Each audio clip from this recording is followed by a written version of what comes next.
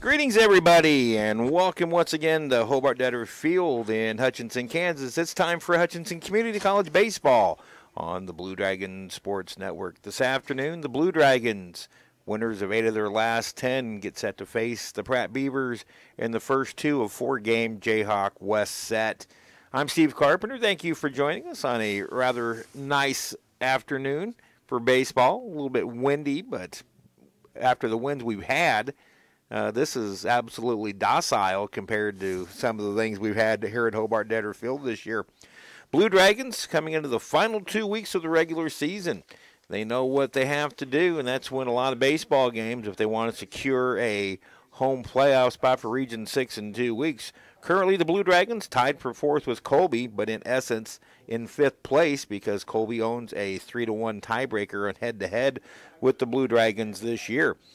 Right ahead of the Blue Dragons is Cloud at 14-10, then Butler at 18-10, and then Barton at 18-6 leads the league. Pratt themselves right now in a dogfight just to make the Region 6 tournament. They currently sit 2 games out of 8th place at 7-21 overall in the league, 15-29, losers of 5 straight. But this is a much improved Pratt team than over the Beaver team that the Blue Dragons dominated in 4 games last year on the way to a Jayhawk West championship. So the Blue Dragons really need, in essence, to try to minimum go 6-2 over the last 8 games.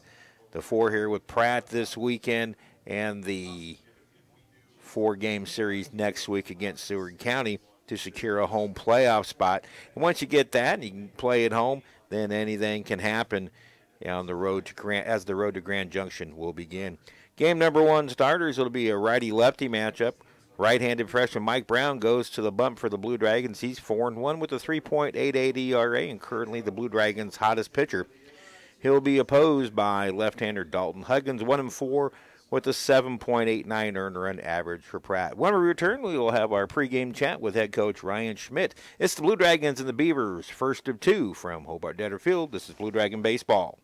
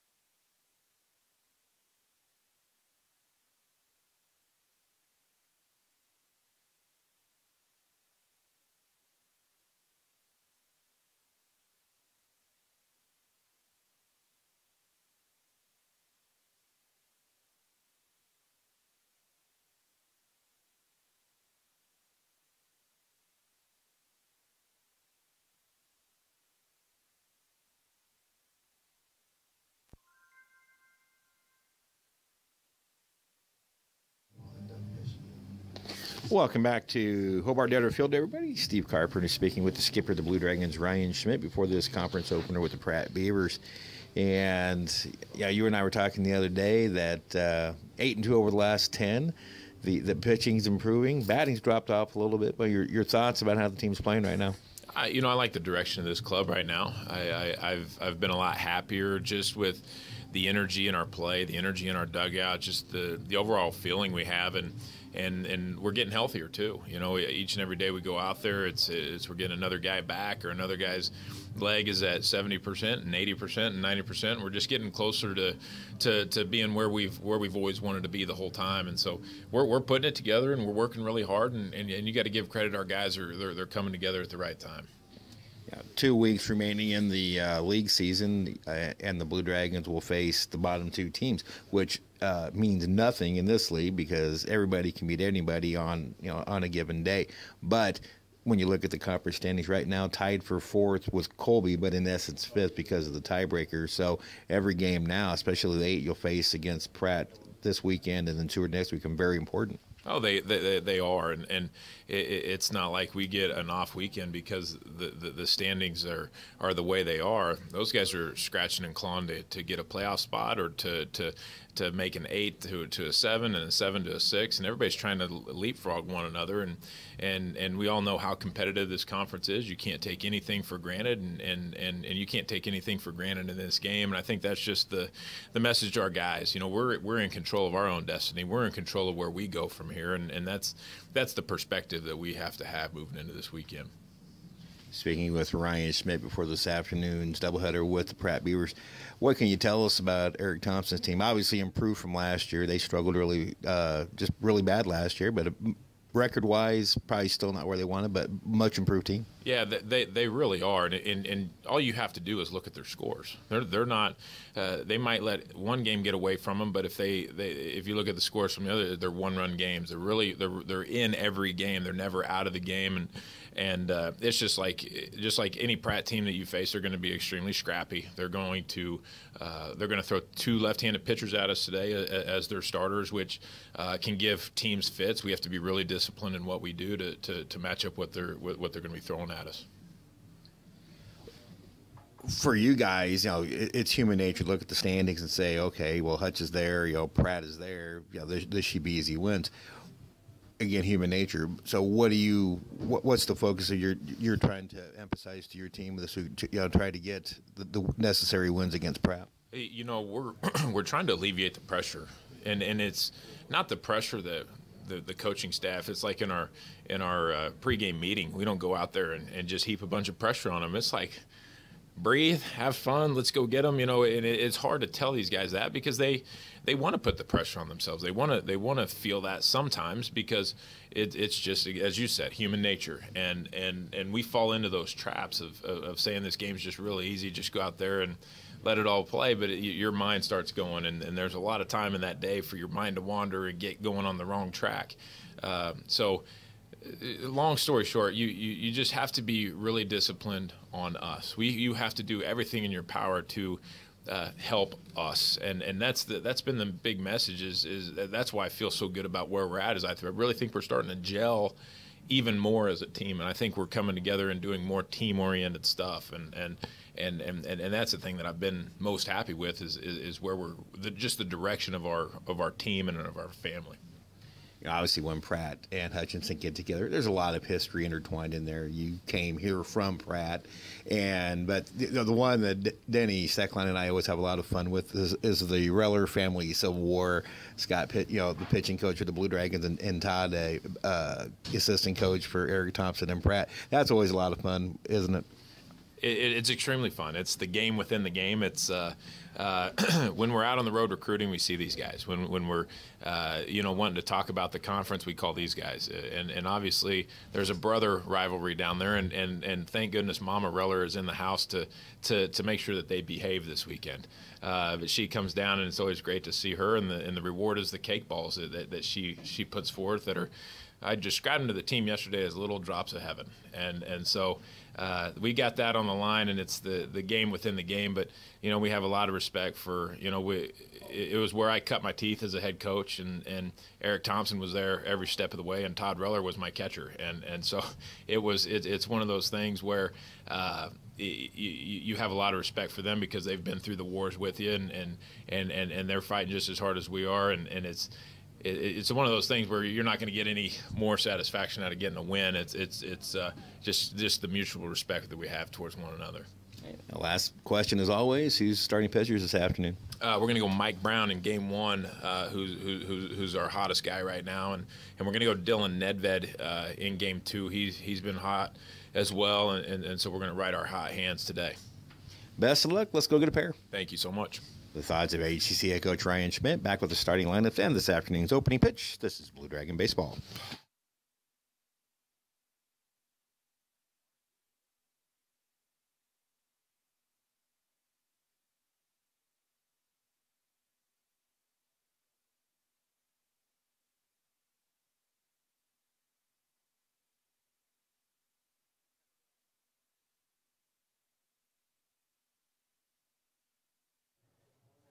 And welcome back to Hobart-Detter Field, everybody. Steve Carpenter with you. The managers meeting currently ongoing. Then we'll have the starting lineups announced here at the ballpark. And then our national anthem. Let's get you the starting lineups. We're ahead of game number 1 of this 4-game. Jayhawk West set with the Blue Dragons and the Pratt Beavers. First for Pratt, 15-29 overall, 7-21 in league play. Ellery Rivera will lead off and play shortstop. He'll be followed by the designated hitter, Gage Axline. Batting third and playing first base, Ashton Waugh. Batting fourth and in left field will be Sean Johnson. Eric Escamilla, the third baseman, bats fifth for the Beavers. Batting sixth will be the right fielder, Keaton Gage. Doing the catching and batting seventh for Eric Thompson's crew, Kenneth Gonzalez. Second baseman Carl Cooper bats eighth, and Darian Aldridge will play center field and bat ninth.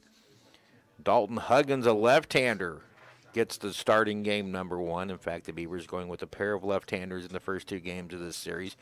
Huggins 1-4 with a 7.89 earned run average. So for the Beavers, it's Rivera, Axline, Waugh, Johnson, Escamilla, Gage, Gonzalez, Cooper, and Aldridge, and Dalton Huggins, the starting pitcher. For the Blue Dragons, 27-17 overall, a game high, 10 games over 5, or a season high, 10 games over 500, 13-11 in league play, tied for 4th place with Colby. Brock Schaefer, and an 11-game hitting streak, will lead it off for the Blue Dragons. He'll be playing center field. Logan Sartori bats second and plays second base. Batting third, sophomore third baseman Wyatt Divis. Bobby Morganson bats fourth and will play in left field. Getting the start behind the plate and batting fifth, Garrett Stevens. Zach Baxley bats sixth for Hutchinson. He's at first base. The designated hitter is Riley Metzger. He bats seventh for the Blue Dragons. Batting eighth will be the shortstop Crit Williams. And Julian Ripp, also on a pretty good tear right now, hitting-wise, bats ninth and plays plays right field. Freshman right-hander Mike Brown, the starting pitcher in game number 1 for Hutchinson. Hutchinson's hottest starter right now, 4-1 record with a 3.88 earned run average.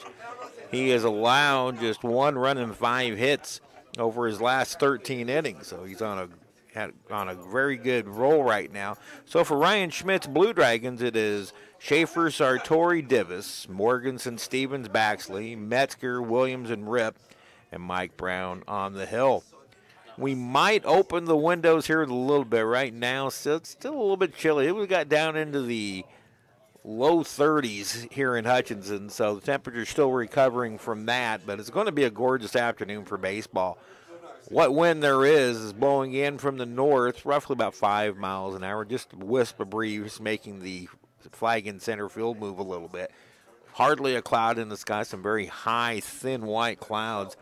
Also might get every once in a while a haze of smoke as wildfires continue to burn around the area and around the region, more in Oklahoma. Right now with the north wind, we shouldn't see too much. So the Blue Dragons will face Pratt. Other games in the league today. Seward County, who will be Hutchinson's opponent next week, is at Garden City. Colby will start their weekend off at Dodge City.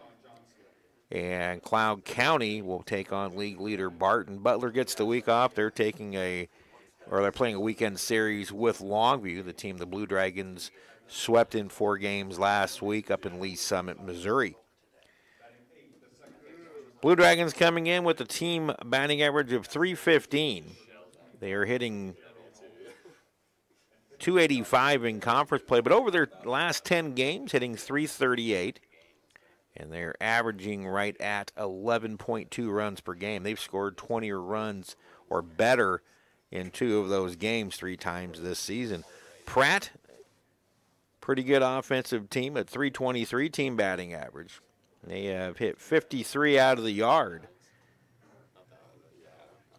ERA for the Pratt Beavers at 9.20. So the Dragons, a good offensive team, looks to take advantage of a Pratt pitching staff that has had their issues getting teams out consistently. This is SGA Day here at Hobart-Detter Field with the Blue Dragons. There will be some giveaways for students starting between games.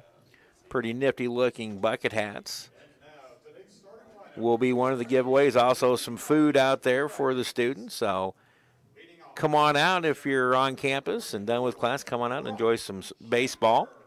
And then after this is wrapped up, you could probably still head out to Fun Valley and catch the last game or last 4 or 5 innings of Blue Dragon softball's rain makeup doubleheader with the Sterling College JV. We will not be broadcasting those games this afternoon. We were obviously with this game regularly scheduled and students having classes and everything. We were previously committed to this game, and we will stick with that. As far as what's going to happen on Saturday with a very ominous forecast, not so much ominous as wet.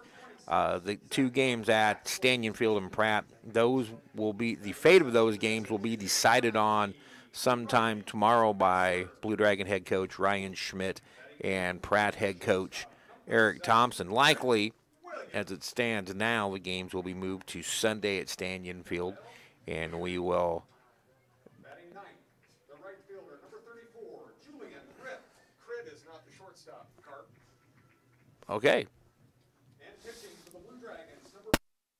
So evidently, I typed in the roster or the lineup wrong. Dylan Nedved's at shortstop, so my apologies for that. So we'll change that lineup. Dylan Nedved, who's getting the game 2 start, is actually in the lineup at short. Ladies and gentlemen, we'll return after a moment. This is our national anthem from Hobart-Detter Field.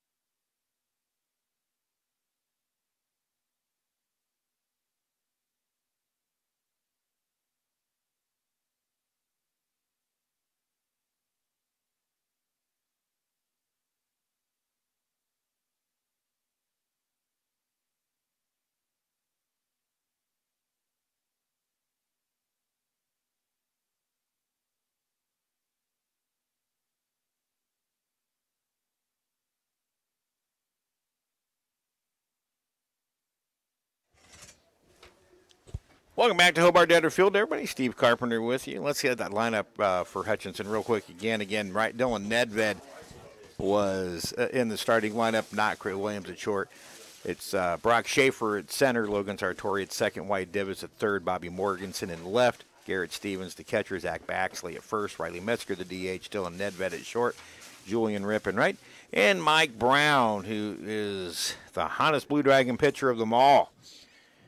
A freshman out of Omaha, Nebraska, walking out there, taking his warm-up tosses, a 4-1 record with a 3.88 earned run average.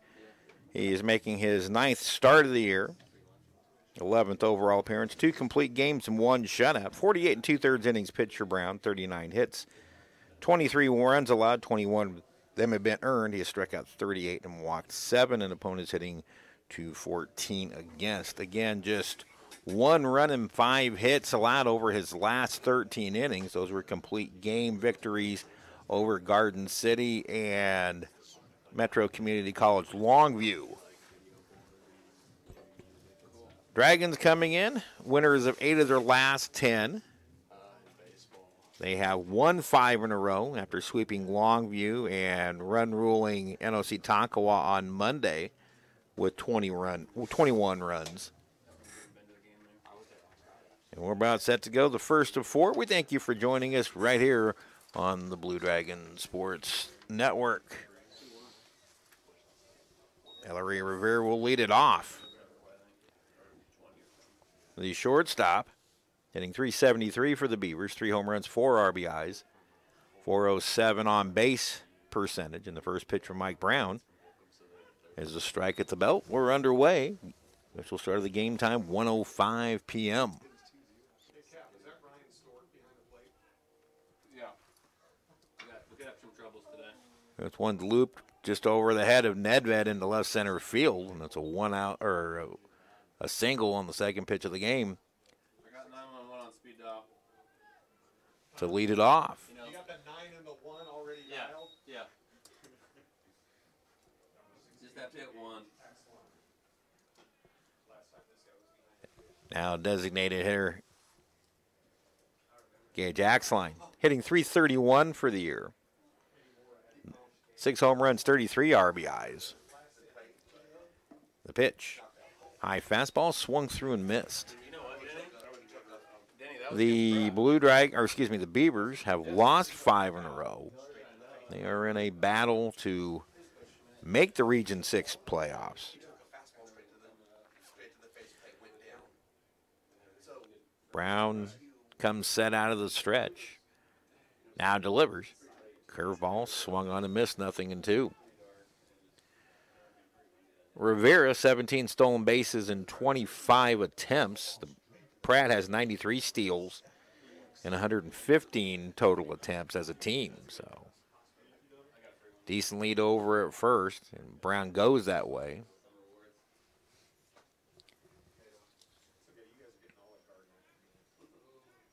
Garrett Stevens has thrown out 9 of 28 base runners. That's a 32.1% average. Runner fakes going. Off the glove of the pitcher. Safe at first, and then safe at second, then safe at first, and then the throw gets away, and runners move up. So an inauspicious start for the Dragons here. That'll be a base hit and an error.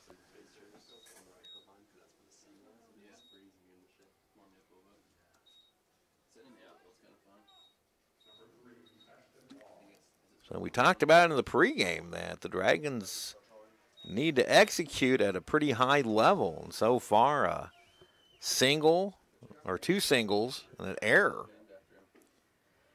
Mike Brown's going to have to lock in. He hasn't faced much adversity lately.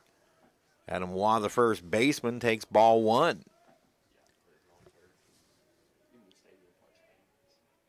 Waugh hitting .355, 8 home runs, 44 RBIs. Pratt team with 53 home runs this year. Strike on the outside corner, and it's 1-1.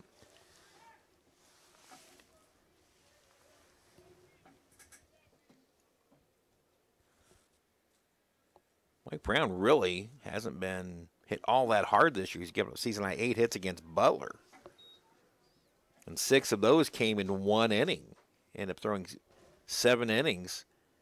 2 hits over the last 6 going scoreless. So you really, since that stretch, outside of 1 inning against Barton, Mike Brown has been truly on top of his game. Just underway here. Pratt with 2 on to start. The pitch. Slice foul out of play, and it's 2-2. When balls hit the left field, you'll see some construction going up. That's the new clubhouse going up beyond the left field wall. 2-2 pitch. Just misses inside. It's a full count. And Stork behind the plate. So a bad one will load him up. Waugh waits on a 3-2 pitch from Mike Brown. It bounces in, and the Beavers have him loaded up to start the afternoon. 2 singles, neither hit particularly hard, and a throwing error on Dylan Nedved. Now a walk to Waugh. Have the bases loaded for left fielder Sean Johnson. Johnson hitting .362, 7 home runs, 41 RBIs. Ball 1.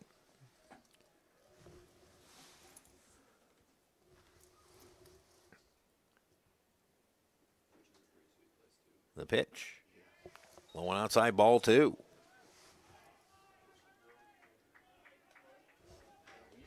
Already kind of a tense moment here for the Blue Dragons. wanting to jump on top early and take control. Ground ball to the left side. Nedved has it for one. Sartori to first. Safe at first. A run will score. Close play at first, but they call Johnson safe. Rivera scores to give the Beavers a 1-0 lead. Wasn't a real hard hit ball.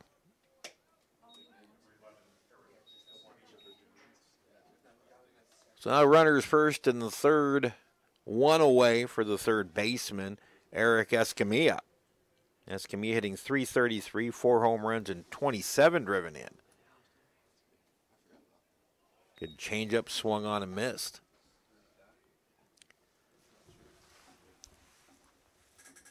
In that game against Butler, way back on March 17th, Brown in the first inning allowed 6 hits and 4 runs. Brown finds the outside corner for a strike, 0-2 on Escamilla. And was, in essence, read the riot act by head coach Ryan Schmidt once he reached the dugout. And he was just a different pitcher from that point on. Time called. And as the batter was backing out, Brown sends it right up the netting so nobody got hurt. That seems to be a disturbing trend continuing in the Jayhawk this year. Batters stepping out and umpires allowing time as the pitcher goes into their motion.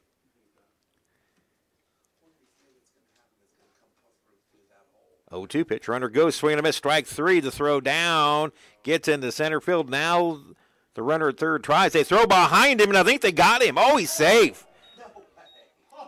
Wow. Pratt catches a break there. As the runner at third axe line looked to be clearly picked off. But now 2 away on the strikeout to Escamilla. Johnson steals second.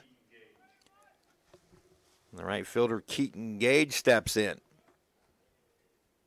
Gage, a .310 hitter with 6 home runs and 29 RBIs. Brown hit the zone for strike 1. So right now, Mike Brown in damage control mode. The 0-1. Breaking pitch for a strike, 0-2.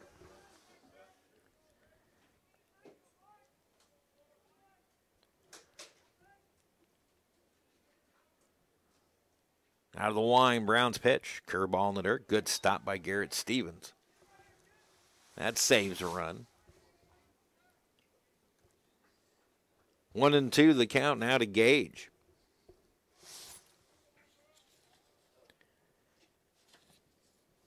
Pratt last week was swept by Garden City in 4 straight. Fastball off the outer edge. Brown was headed toward the dugout. The pitch was called a ball, and it's 2-2.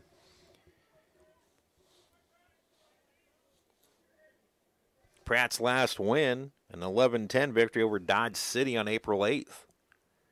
2-2 pitch in the dirt. Another good stop by Stevens, and it runs the count full at 3-2. This has become a 22-pitch inning for Mike Brown. They were swept against Garden City 5-4 and 18-7. Those games played in Pratt. The pitch. Swing and a miss. Strike 3. And Mike Brown does give up minimal damage after starting the inning with bases loaded and nobody out. He gets a pair of strikeouts. The Beavers get 1 run on 2 hits. There was 1 Dragon error and 2 left on base. After a half inning, it's Pratt 1 and the Dragons coming up.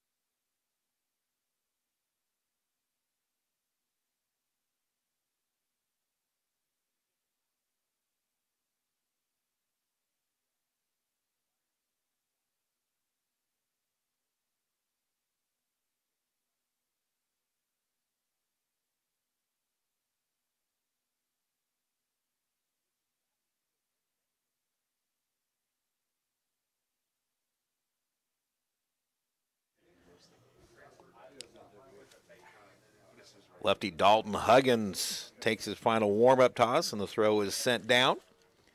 The Blue Dragons facing a lefty that is a 1-4 record with a 7.89 earned run average. 43 in the third innings. Pitched 52 hits, 68, or excuse me, 63 hits, 52 runs, 38 earned, 43 strikeouts, and 25 walks.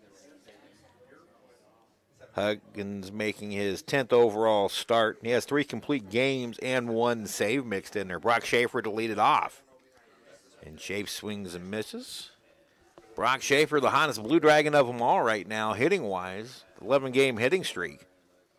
Schaefer's seen his average jump up to 346. That pitch misses, and it's 1-1. Schaefer now with 4 home runs, 29 RBIs, and on base of 400. Hard hit ball foul just outside of first. Coming off a 4-hit game on Monday at NOC Tonkawa, where that was a career high. He drove in a career high 5, had a double and triple. Line drive right field. It's a 12-game hitting streak for Brock Schaefer, and that's the longest streak of the season by any Blue Dragon.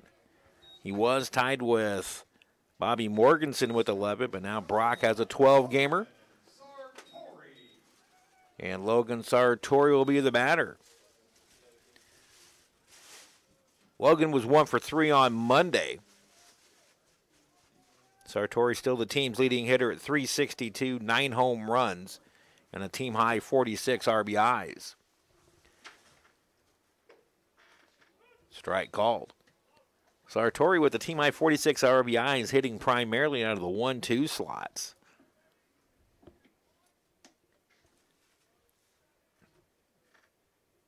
Schaefer 3 for 3 in steals, has a decent lead. The pitch in the dirt, and it gets past the catcher, Gonzalez. It'll be a wild pitch. Charge to Huggins. So the Dragons have a tying run at second base with nobody out. Sartori also has a team-high 5 sacrifices. Probably not sacrificing in this situation. 1-1 pitch in the dirt. 2-1. Conference play. Sartori hitting .315. He's hit 5 out of the park in conference games. And 22 home runs. The pitch. Outside, 3-1 to Sartori.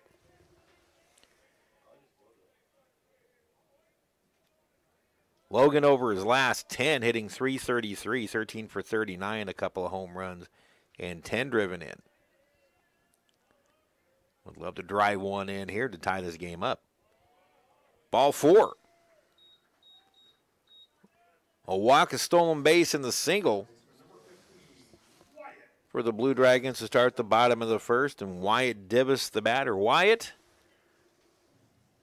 going 2 for 5 on Monday, became the latest Blue Dragon to join the 100 career hit club, now with 101 total hits. Divis hitting .348 for the year, 10 home runs, 37 RBIs. Still battling that hammy issue. Lefty-lefty matchup, the pitch. Slider outside, ball 1. Div hitting .278 over his last 10 games, 10 for 36. 4 extra base hits, including 2 home runs. Waves and misses at that one, and it's 1-1. Divis, the leading hitter in conference games, hitting .373 in 16 conference games, 19 for 51. 5 doubles, 7 home runs, and 19 RBIs in conference play.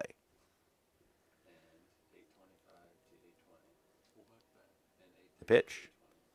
Foul off to the left, and Divis down on the count 1-2.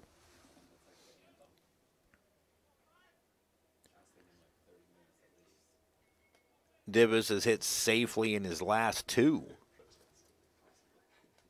3 of his last 4 and 5 of his last 7.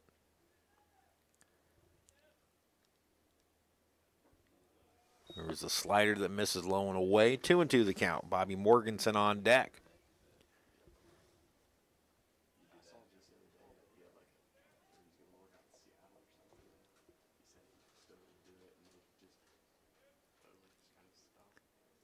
The pitch. High chopper down the first base line that goes foul before it reaches Ashton Waugh. We'll reset and do it again. Wyatt Divis against left-handed pitching this year. Hitting .357, 10 for 28, .345 against right-handed pitching.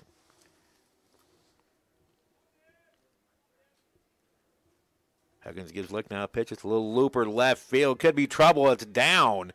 Rounding third will be Schaefer. He will score as the throw comes into third. We're tied up. Wyatt Divis with an opposite field single. His 38th RBI of the year, and we're tied at 1. Sartori goes to second. Schaefer scores from second. 3 straight of reach for the Dragons. Now Bobby Morganson steps in. Morganson currently running a 5-game hitting streak, 9 for 19 over that stretch. Bobby at .336, 9 home runs, 37 RBIs, and he takes a mighty rip at the first pitch from Huggins and fouls it straight back. Bobby over his last 10, 13 for 35. That's a .371 average. 4 doubles, a home run, and 11 driven in. Pulled on that changeup, and now he's down on the count 0-2.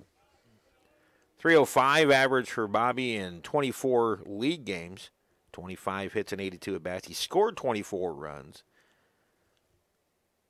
7 home runs in league play, 15 RBIs.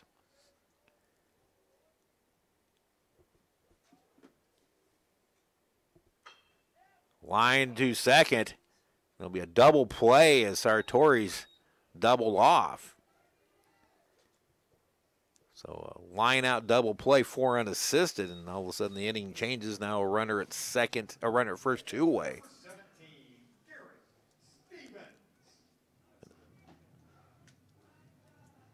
Really, Sartori kind of caught in no man's land. He froze on the line drive like he should after his secondary. He was about the same distance that Carl Cooper was from the bag, and Cooper beat him to the bag to get doubled off. Now Garrett Stevens. He takes ball 1. Stevens slumping as of late, just 4 for 20 over his last 10. Garrett's average at .315, 6 home runs and 37 driven in. Safe lead over at first by Divis. Don't expect him to go.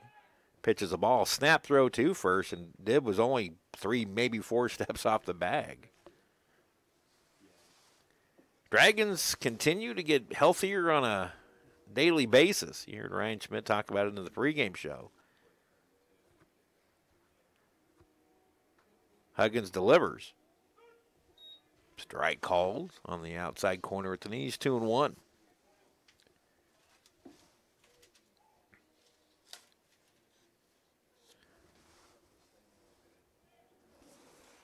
Dragons on Monday scored 21 runs on 16 hits. Did not have a home run in that game against NOC Tonkawa. Pitch outside.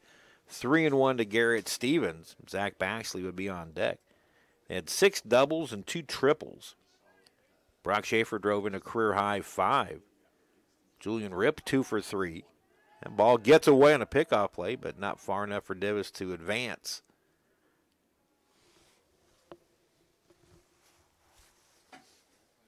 Dragons also stole 6 bases last Monday, 2 from Sartori.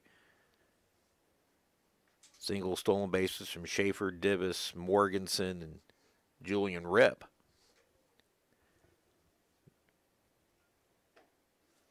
Strike called outside corner, full count. Dragons did convert 2 double steals, stealing home twice in that game. 3-2, 2 out. Divis will be on the move at first. Needs to watch the pickup. A runner goes. Called strike 3, and Garrett knew it. Breaking pitch over the inner half, and the inning is over. So a promising start yields 1 run. But the line drive double play changed the complexion of the inning. 1 run, 2 hits, 1 left. After 1, we're tied at 1.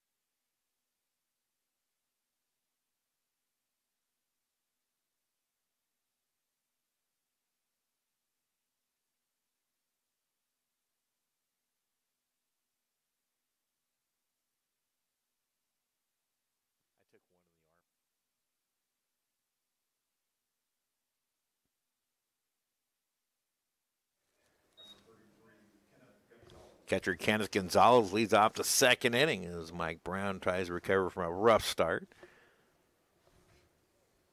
And the first pitch to Gonzalez is inside ball one. Gonzalez hitting .286 for the year. 38 total hits, 3 home runs, 36 RBIs. He has 11 doubles. Hits that one toward the gap in right center field. Rip comes in, has to adjust the track a little bit and makes the catch, one away.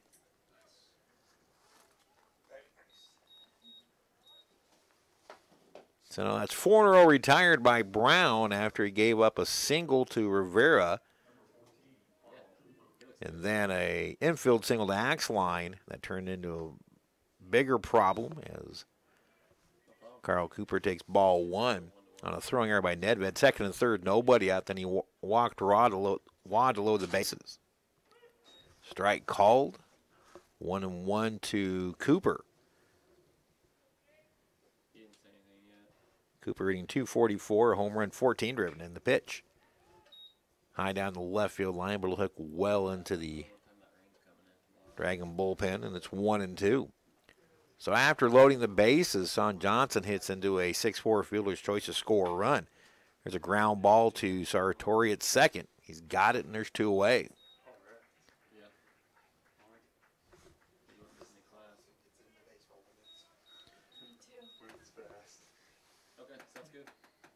After Sean Johnson reached on the fielder's choice to score Rivera, Brown struck out Escamilla and Gage, and has retired the first 2 batters here in the second. Here's Darian Aldridge. They check down, and they call it a swing, strike one. Pretty good looking pitch at the knees, but the fact that they had to go down to first to record the strike. Aldridge couldn't check his swing again, and now it's 0-2. So much better start to the second inning than the first for Mike Brown. The 0-2. That's a very quick 1-2-3 inning. A strikeout of Aldridge. And Pratt goes in order in the second. 1-1 our score at Hobart-Detter Field.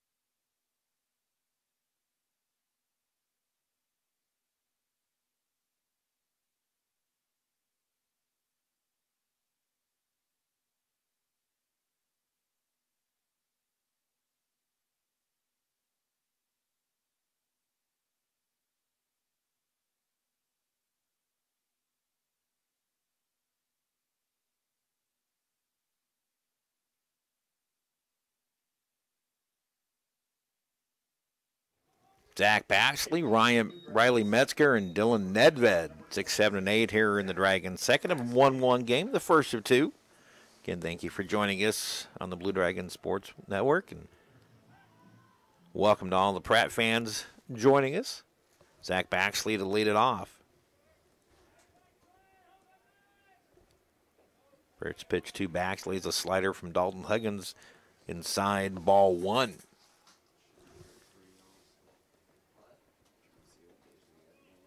Now ball 2 to Baxley. Baxley hitting .340 for the year, 3 home runs, 28 RBIs. One of the hotter Dragon hitters over the last 10, 9 for 21. That's a .429 average.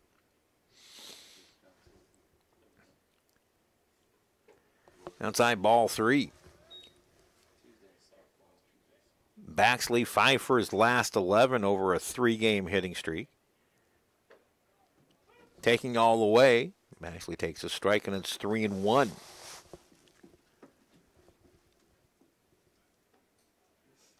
Slider on the inside corner, and Huggins comes back to run the count full. Huggins working a very quick pace. Swing and a miss, pitch in the dirt. Gonzalez will go down to record the out.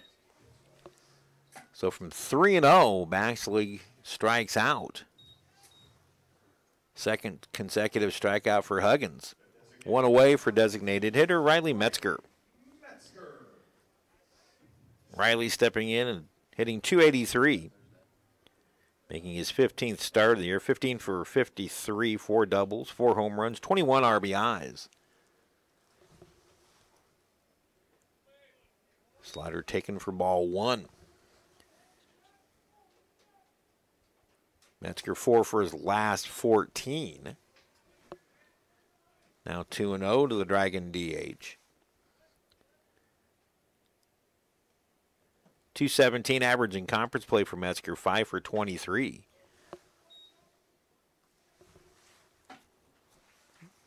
Metzger, one of the few Dragons who did not have a good day on Monday. He was 0 for 5.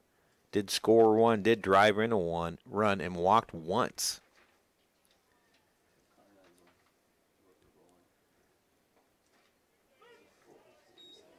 Pretty wide berth on that slider, called a strike, and now it's 2-2. Swing and a miss, strike 3. That's 3 consecutive strikeouts now for Huggins. 2 up and 2 down here in the Dragons' second. Huggins changing up his motion, especially with 2 strikes. He'll go into a really quick windup and then come home. Here's Dylan Nedved, foul tipped into the glove of Gonzalez for strike 1. Dylan hitting .354. That's second on the team. 57 total hits, 3 home runs, 24 RBIs. Pitch downstairs, a little bit outside for a ball, 1-1. Line shot fair inside the bag at first and down the right field line. And that's going to go into the fencing and go underneath for a ground rule double.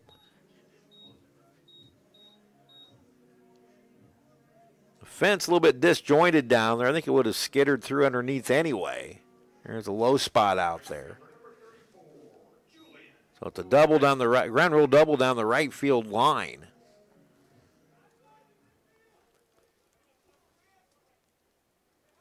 So a runner at second, 2 away for right fielder Julian Rip. He hits one foul off to the right. Julian hitting .281, 5 home runs, 22 RBIs. He's coming off a 2 for 3 game with a double and a triple and 2 RBIs on Monday. He scored a career 4 runs. Another big cut found back to the netting, and it's 0-2.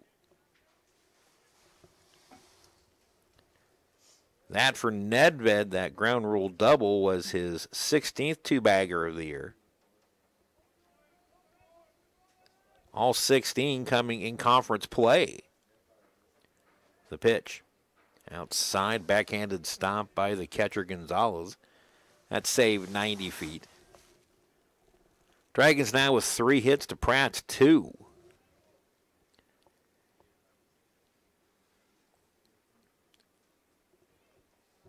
Huggins comes set, now steps off quickly. Dylan Nedved will get the Game 2 start for the Blue Dragons. The pitch. Slider misses inside, 2-2. Fripp keeps the inning alive. It's back to the top of the order and Brock Schaefer.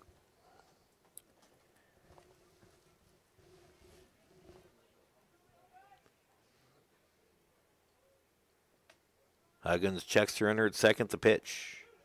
Slider called strike 3. Wow. Right now, big zone, and it's being taken advantage of by the pitchers. Rip goes down on strikes, and Huggins strikes out the side. That's 4 strikeouts in his last 5 batters. No runs, a hit, 1 left. We go to the third. Dragons 1 and the Beavers 1.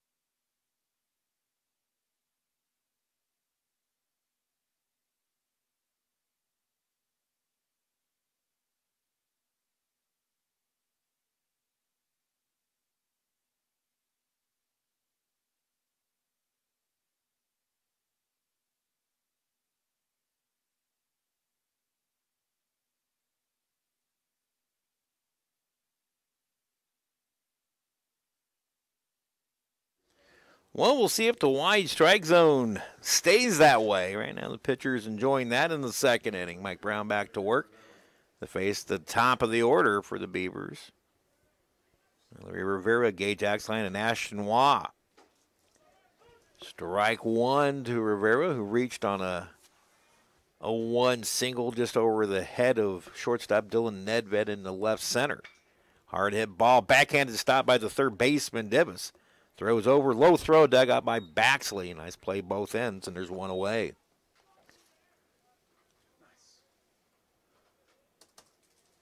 Now designated hitter Gage Axline.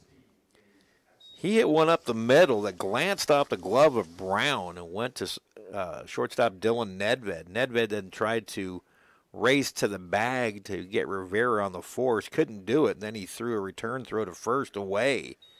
That allowed the runners to move up. On one to Axline.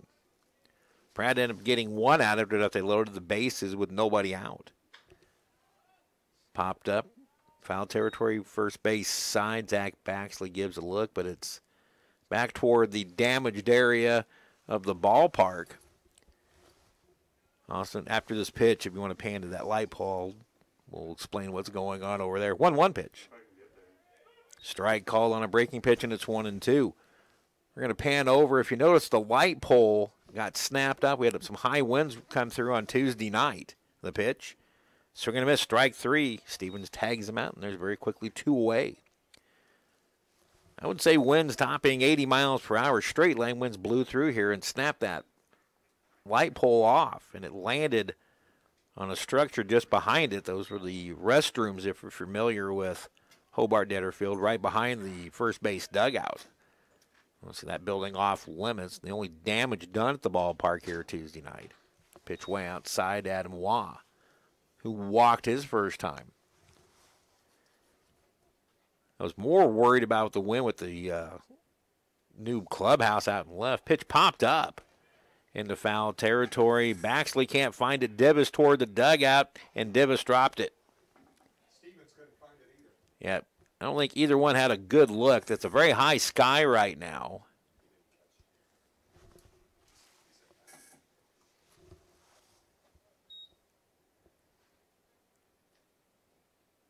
So it's 1-1 the count.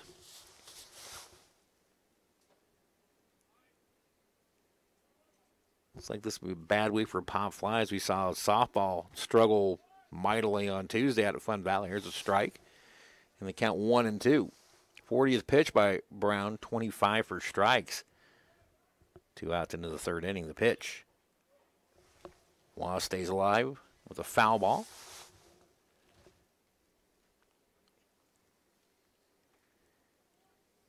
I don't think anybody's ready to open up the windows yet up here. I don't see one window open. Oh, is it open? Oh, yep, Danny. He's being the man down there. 1-2 pitch in the dirt. Umpire needs some help. I'm happy to oblige. You handed out surveys today? 2-2 the count to Ashton Waugh. Here's the pitch. Wow. Oh, they did ring him up. Delayed call by Ryan Stork. It's a call and strike 3 in a 1-2-3 Pratt inning. Brown has now retired 9 in a row. We head to the bottom of the third. We're tied at 1.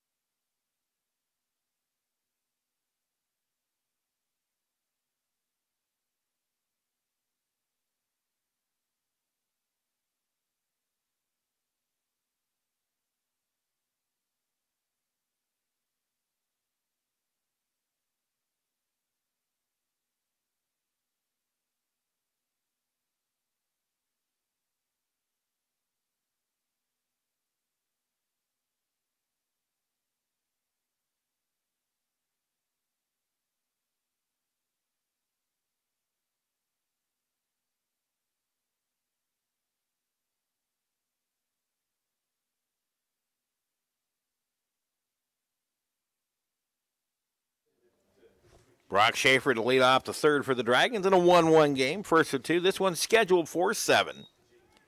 And it's outside ball 1. Brock Schaefer in his first at bat, a single to right field, extending his hitting streak to 12 games. Now 21 for 41 over that stretch. Ball 2 to Schaefer. Schaefer scored the lone run, scoring on a single by Wyatt Davis. Now 3-0 to Schaefer. Huggins up to 46 pitches through 2+ innings. He's allowed 1 earned run on 3 hits. Taking all the way, Schaefer takes a strike, and it's 3-1. Schaefer now 20 for 70, and he draws a leadoff walk to start the third. Second walk issued by Huggins.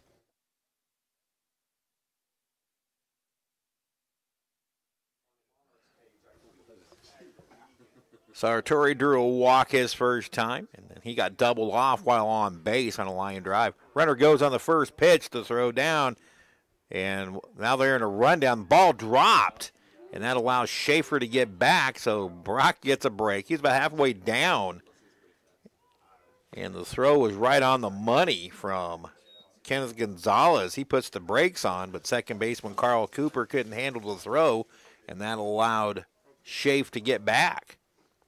Good lead over at first. The pitch. Ground ball right at the second baseman. Cooper flips to second for 1, and that's a double play. 4-6-3 twin killing, and its base is empty, 2 away for Wyatt Davis.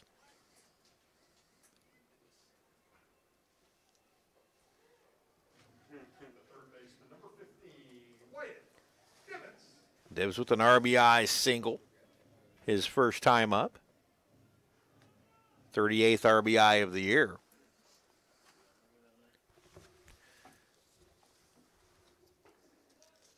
Strike on the outside corner, and that outside part of the plate continues to be very wide for left-handed batters.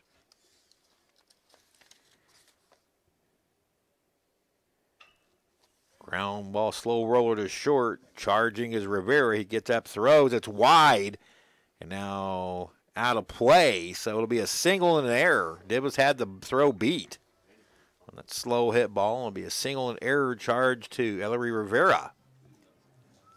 And the Dragons have a runner at second with 2 out. Each team now with 1 error. 2 out RBI opportunity for Bobby Morganson. And a soft liner that turned into a double play his first time up. Pratt's now turned 2 double plays in the game. The Dragons have hit into 32 this year. The pitch from Huggins is a slider outside for a ball. Bobby against lefties, still hitting a very solid .351, 13 for 37, .330 against right-handed pitchers. He was almost a .400 hitter last year against left-handers. Off-speed pitch taken a little bit low, and it's 2-0.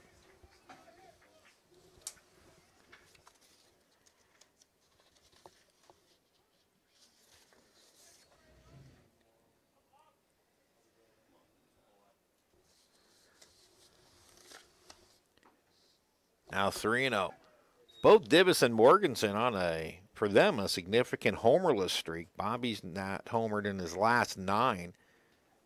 Last home run coming on April 7th against Garden City.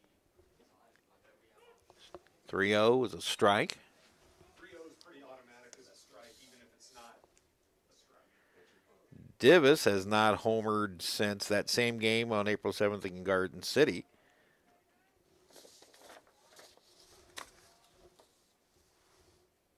One from Huggins. Low ball 4. Bobby made sure before he tossed the bat. Third walk issued by Dalton Huggins. He has 4 strikeouts. Now we'll take Garrett, a 2-out knock from Garrett Stevens. Stevens took a highly suspect called third his first time. Oh, actually, his was right down the middle. My apologies. He just turned and walked away. Now 4 for his last 21. Pitch in the dirt. Lost momentarily by Gonzalez. Dibas thought about it, but then returned to second.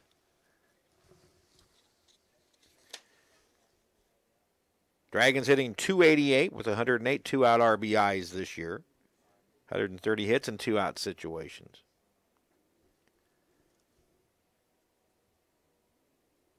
Stevens 17 for 41. That's a .415 average, a two-out. Pretty good swing by Garrett, and it's fouled back out of play.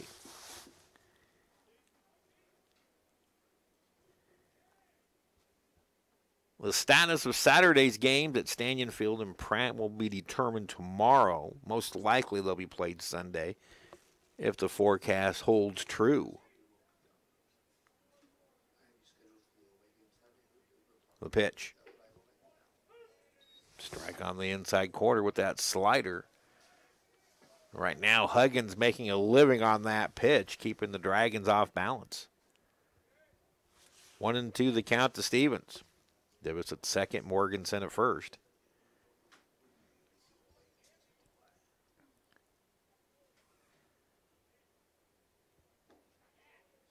Low for a ball. 2-2.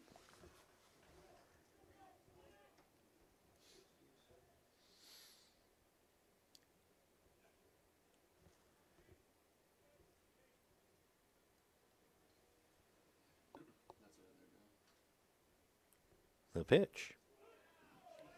Called strike 3 again, and the inning is over. So Garrett leaves 2 on with another called third taken. No runs, 1 hit, 1 error, and 2 left. We head to the 4th, tied at 1.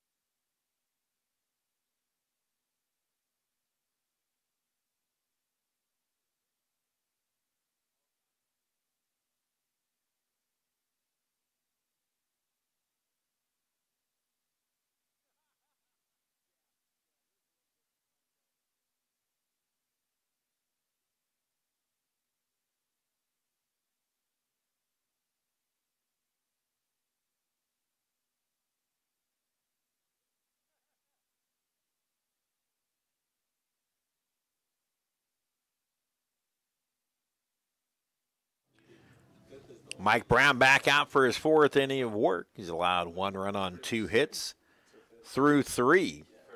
He is now retired 9 in a row. Sean Johnson, the left fielder, leads it off. He had an RBI fielder's choice to give Pratt a short-lived lead. First pitch from Brown is inside, ball 1, a breaking pitch. Brown now 44 pitches. Slow roller right side. Could be a tough play. Baxley fields and will tag the runner. Did he get it? Yes, he did. Nice play by Zach, who was playing a deep first. And to charge hard to get the pretty speedy Johnson. 3 unassisted on the play, 1 away. Here in the 4th, that's 10 in a row retired now. By Mike Brown. Now third baseman Eric Escamilla. Strikeout victim his first time. Pitch taken a little bit low for ball 1. Last week against Longview, 6 innings pitched, a run roll game. It didn't mean a complete game, swinging a foul ball by Escamilla. Brown allowed 3 hits, 1 earned run. He struck out 4 and walked 2 in an 11-1 6-inning victory. Off speed for a strike, and it's 1-2 to Escamilla. The week before against Garden City, April 7th. 7-inning complete game and a 5-0 victory. Fastball off the plate, 2-2. Brown threw a 2-hit shutout. Struck out 5 and walked none. Pulled foul outside of first, and it stays 2-2. Nice play by Baxley.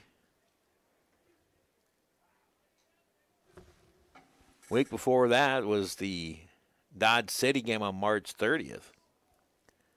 Went 8 innings. Swing and a miss, strike 3. Stevens picks up the ball and pours it down to Baxley. There's 2 away. That's 11 in a row retired.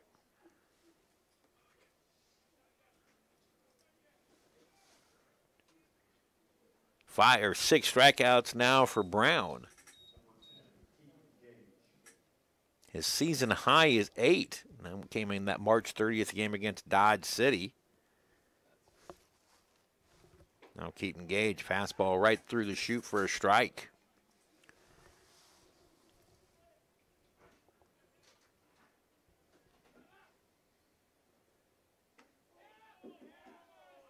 Breaking pitch just misses. Dragon dugouts letting our home plate umpire know that that's a close pitch. Hard hit ball right at Nedved. Fields on a big hop, fires across to Baxley. And that's 12 in a row retired by Mike Brown. So he is settled in nicely after a rough start. 3 up and 3 down in the 4th. Halfway through in game number 1, the Dragons won and the Beavers won.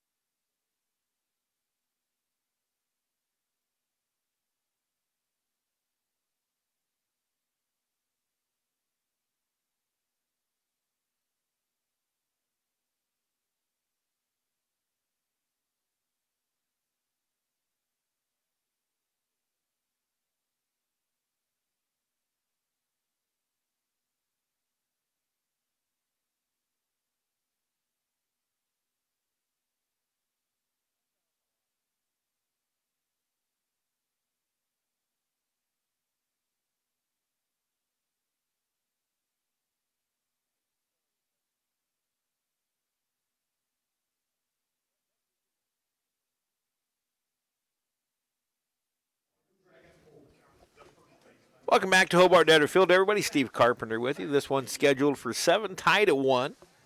Zach Baxley, Riley Metzger, and Dylan Nedved to face Dalton Huggins. Zach Baxley takes a strikeout victim his first time up. Cloud up 2-0 on Barton. Bottom 4. We really kind of want Barton to win those. So we really kind of want Barton to win those. Score update from Great Bend. Barton trailing Cloud County 2-0. I'm sure Eric Zabrowski is throwing for Cloud, the odds-on favorite to win League Pitcher of the Year. Time called momentarily as Zach Baxley's down in the count. No balls and 2 strikes. A little update from the KU Relays. Blue Dragon high jumper Richard Newman. There are only 3 jumpers remaining at 6'10 3/4. Baxley swings and hits a sky-high ball to shallow right. Coming in as Gage. He's got it measured, and there's 1 away.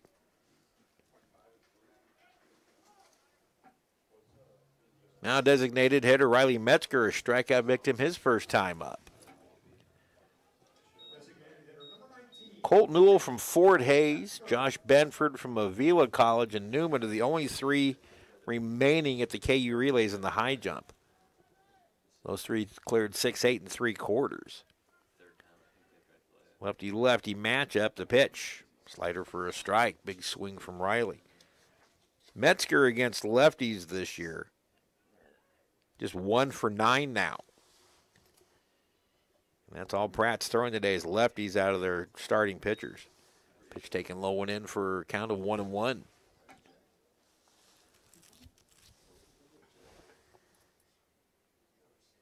Slider outside.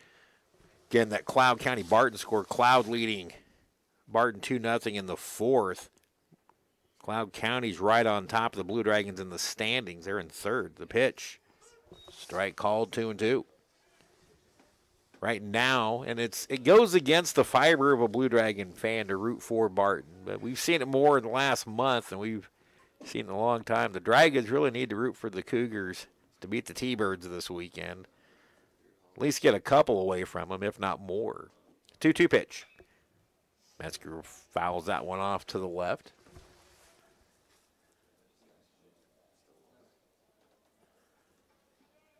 So none of those three jumpers have cleared 6, 10 3/4. So we'll see how it plays out on misses. That pitch misses to Metzger and the count full.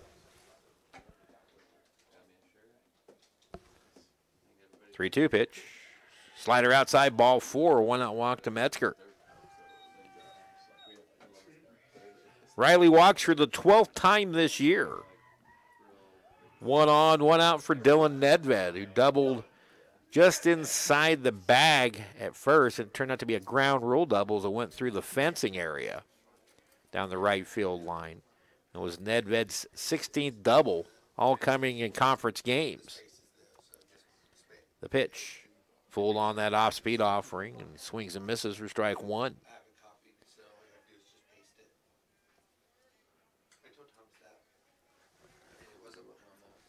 Dragons about hit the Beavers 4-2. Move over to first. Runner back in safely. And the first Wasp of the year has appeared in the Hobart-Detter press box right in front of me. Another move over to first. Metzger is yet to attempt to steal this year, and he's also one of those dealing with hamstring issues. The pitch. Outside, 1-1 to Nedved. Well, if Riley can somehow split the attention of Dalton Huggins over at first, and give Nedved a better opportunity. Slider low on outside, 2-1. The pitch count now for Huggins has reached 75.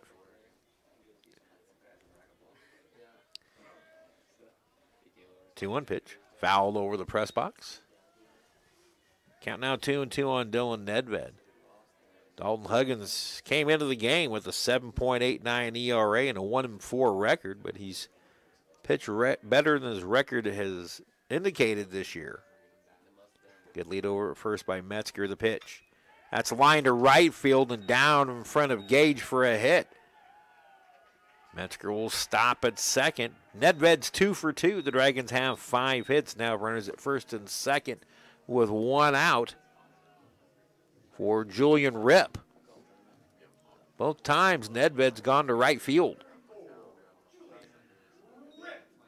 Julian took a suspect called third. So nice showing by Richard Newman up at the KU Relays. Pitch taken outside. They haven't posted the final results yet, so they don't know if it's going to be a tie for first or he'll finish based on number of misses.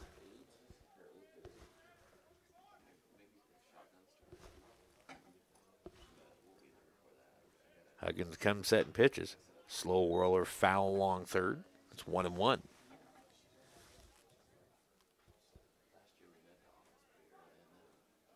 Region 6 track will be at Hobart-Detter Field the first weekend in May. Really a good opportunity to come out and see some very fine track athletes, Richard Newman being one of them. This will be your last chance at home to see national champion Adriana Yannick.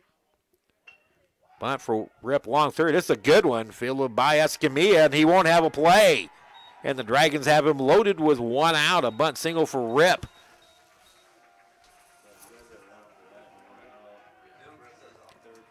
Nedved to second, Metzger to third, and now it's back to Brock Schaefer in the top of the order.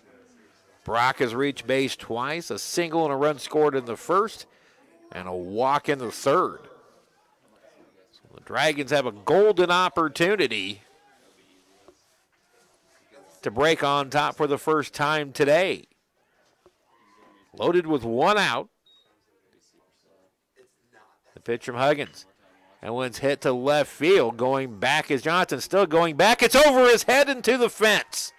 Metzger will score. Nedved flying around third. He will score. The throw coming home, not nearly in time. It's a 2-run double for Brock Schaefer, and the Dragons lead at 3-1. Schaefer with his 9th double. RBIs 30 and 31, and the Dragons have their first lead of the afternoon. An opposite field double over the head of left fielder Sean Johnson.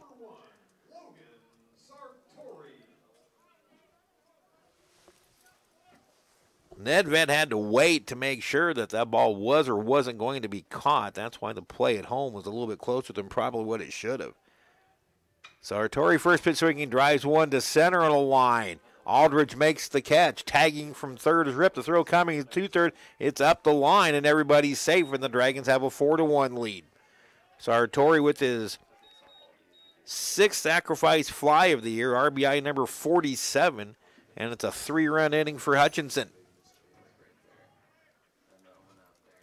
Schaefer moves up to third now with 2 away. There's Wyatt Divis, 2 for 2. RBI single in the first and a single in the third. Div now 103 career hits.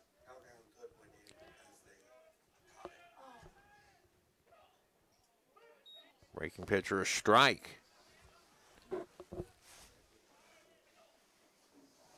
This inning started with 1 out. Riley Metzger drew a walk. Nedved singled, and Rip dropped a bunt single down the third base line as Divis slices that one foul. That loaded them up. Then Brock Schaefer goes the opposite way, a 2-run double.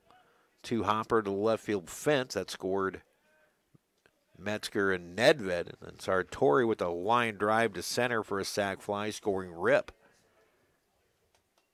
Check swing foul.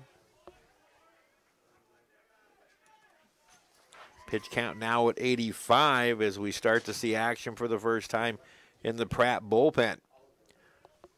4 runs, 7 hits, 1 error for the Dragons. 1 run, 2 hits, 1 error for Pratt. The pitch, slider misses, then the throw down, gets through the bag and into left field, and coming down the line to score is Schaefer. As a throwing error on Kenneth Gonzalez will be Pratt's 2nd of the game, and the Dragons lead at 5-1.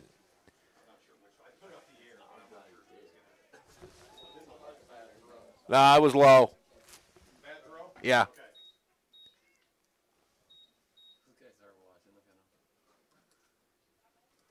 So it's a 4-run inning now. Base is empty for Divis, and he hits a 2-hopper to the second baseman, Cooper. Struggles momentarily, but recovers to throw Divis out, and the inning is over. Good turn for the Dragons. 4 runs, 3 hits. There was 1 error that allowed a run to score. Nobody left. After 4 innings, our new score, the Dragons 5 and the Beavers 1.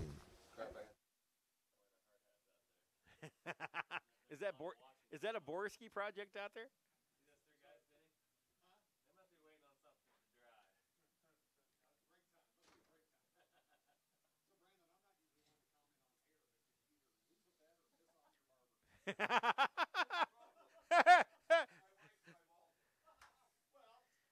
So you did both. You did both.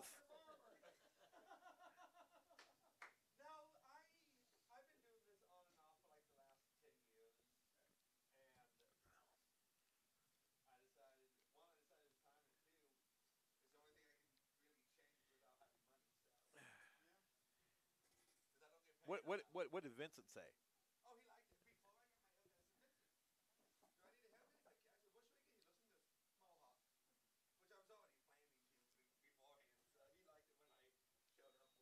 Vincent's got his, he's got his ear to the ground. Welcome back to Hobart-Detter Field, everybody. First pitch swinging is the catcher Gonzalez, and he skies one to left center that Bobby Morganson has for the first out of the 5th inning. That is now 13 in a row retired by Mike Brown.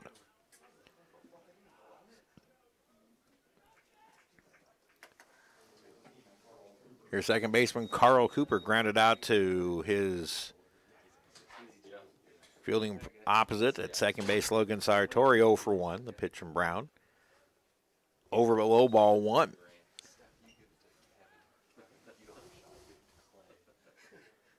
Brown looking for his 5th victory of the year. Fastball right through there for a strike, 1-1.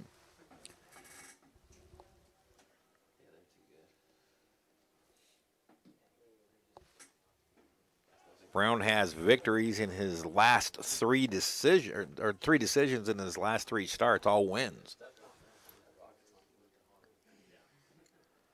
2-1. Up high, ball 3. 6 strikeouts, 1 walk to this point for Mike Brown. And that's a 5-pitch walk to Cooper, and that snaps a streak of 13 in a row retired. Second walk issued. 1 on, 1 out for center fielder and 9-hole hitter Darian Aldridge. Aldridge struck out swinging his first time up. Pratt hasn't had a hit since the first. Hadn't had a base runner since the first either. Runner goes, and Aldridge pulls it foul. So Eric Thompson trying to generate some offense by starting the runner and utilizing the hit and run.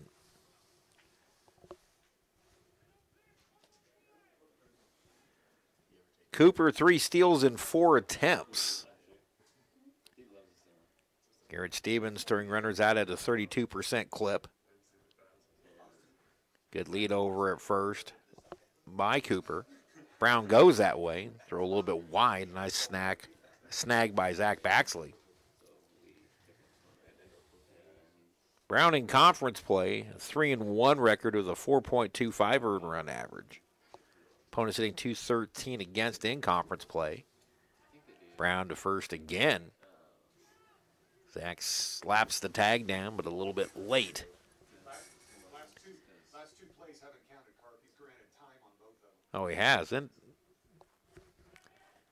Third straight. Oh, close play at first. I think Cooper thought he was picked. Dragon fans not particularly happy with that call, neither the dugout. Another move over. 4 straight moves over to first. And according to Danny Steckline, the first 2 didn't count. Now the 0-1. Showing bunt, pitches ball, snap throw to first. And back in just ahead of the tag is Cooper. Good throw from Baxley.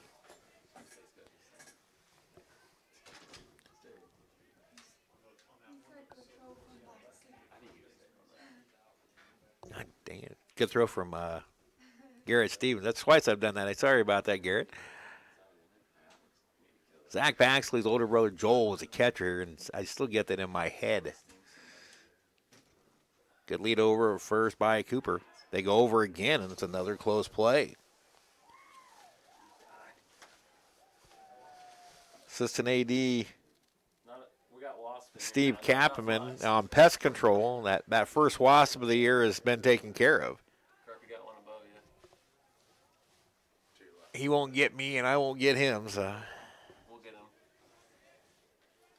That's a good sign of spring at Hobart-Detter when the wasps start showing up in the press box. The 1-1 runner goes. Pitches outside. Stevens' throw is not in time. A stolen base.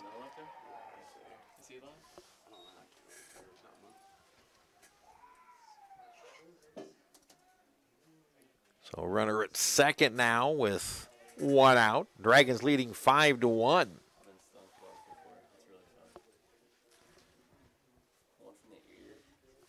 2-1 pitch to Aldridge. Off speed taken for a strike, 2-2.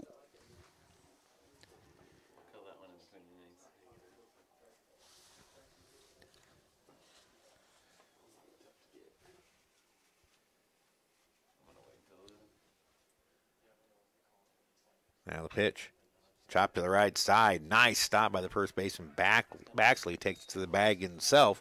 Cooper moves up to third, but with 2 away.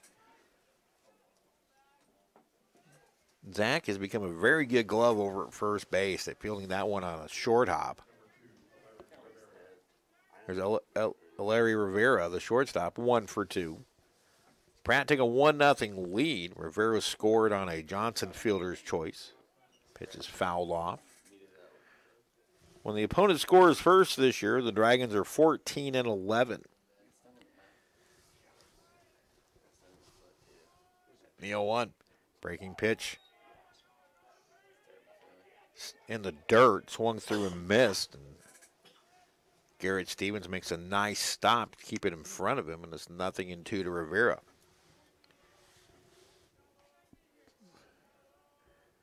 Dragons bidding for win number 28 to go a season-high 11 games over 500.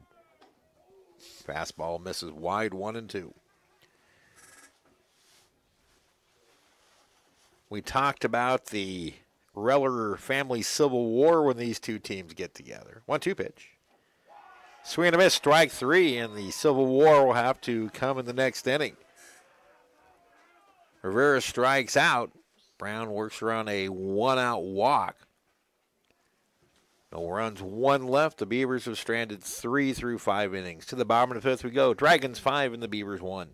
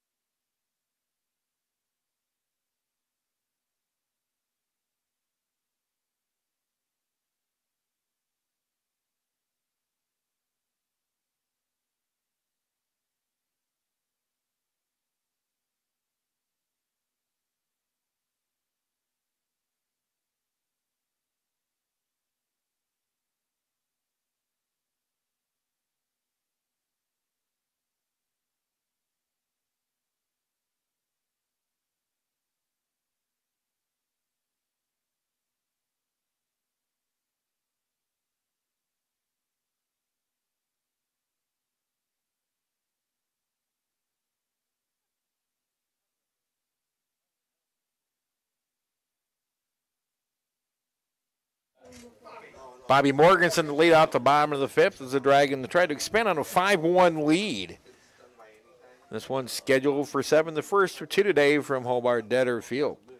Bobby swings and misses at that first Dalton Huggins offering. Bobby is lined into a double play and walked.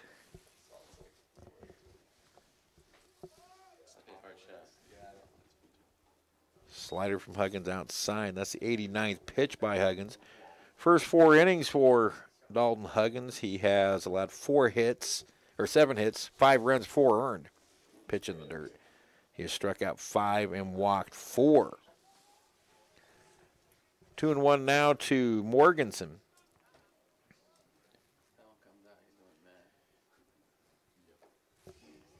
Strike called, 2-2.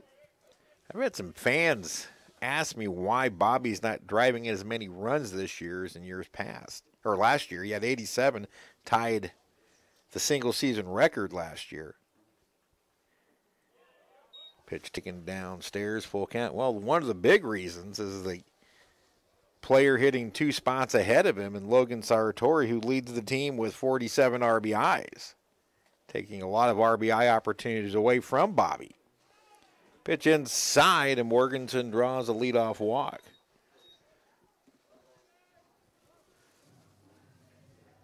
Now catcher Garrett Stevens.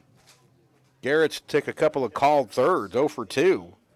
Now 4 for his last 22.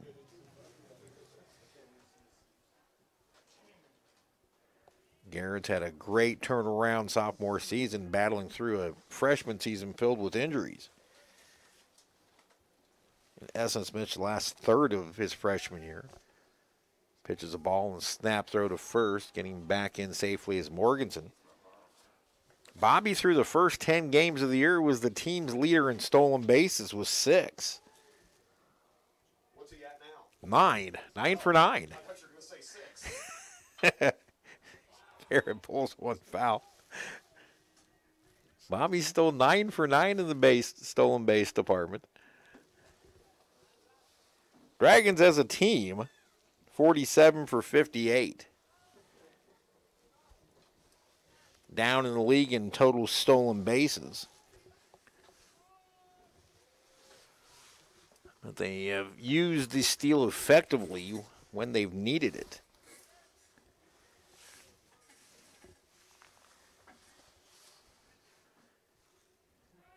Another move over to first, and that's pretty close to a balk, and they got him. He did break the 45-degree plane, did Huggins, and that was a pretty easy one to catch. So a balk charge to Dalton Huggins. And Morganson moves up to second now.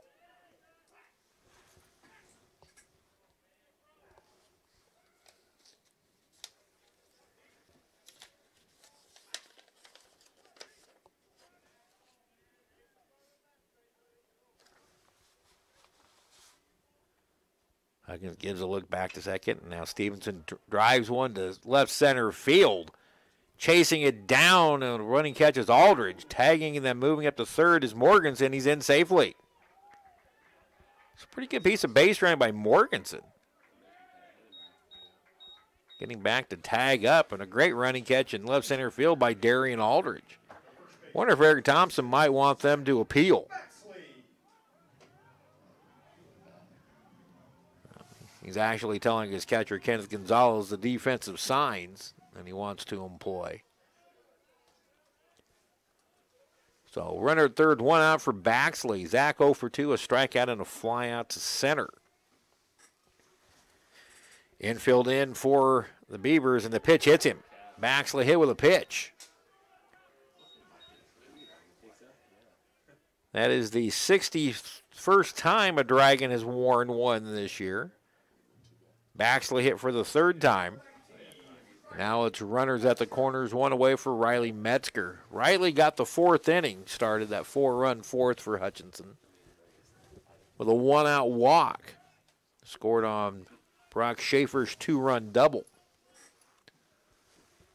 So pitch count now at 97 for Huggins. And it's a strike to Metzger. Dawson Fultz, a right-hander from Carthage, Missouri, throwing in the Pratt pen. Strike on the outside corner, 0-2 to Metzger. Next pitch will be number 100 for Dalton Huggins. Maxley being held on at first, the pitch. Metzger swings and hits one down the left field line.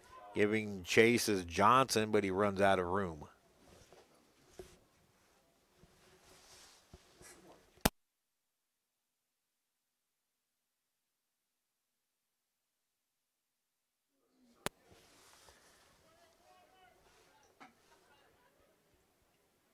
The 0-2 count to Riley Metzger. The pitch. Got him swinging on a slider. Big second out for the Beavers as Metzger strikes out. 6 strikeouts now for Huggins. Now with 2 out, the infield drops back to normal depth, and it'll be Dylan Nedved, who's 2 for 2. Nedved now with a team-high 18 multi-hit games. 9 2-hit games, 3 7-hit games, and 2 4-hit games. And Eric Thompson heads to the mound. I think they might want to bring the right-hander.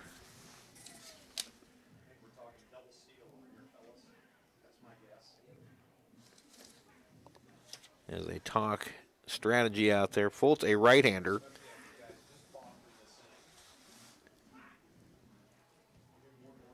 And Eric Thompson, who used to be the assistant coach to Ryan Schmidt when Schmidt was the head coach at Pratt. All kinds of ties intertwined when these two get together. We were talking about the Reller family reunion. Blue Dragon pitching coach Scott Reller and Pratt assistant coach Todd Reller. Todd Reller was the catcher for Ryan Schmidt when he was at Pratt. So Eric Thompson's going to stick with Dalton Huggins to face Nedved.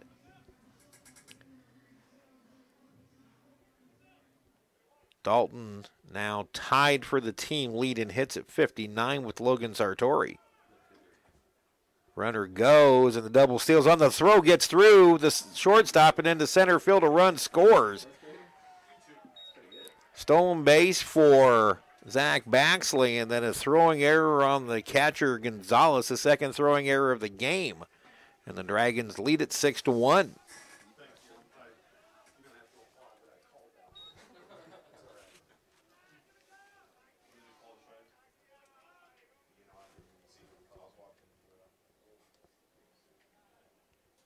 There will not be a double steal as Morganson did not break until the throw was past the bag. Nedved pops one up to the right side and is fouling out of play.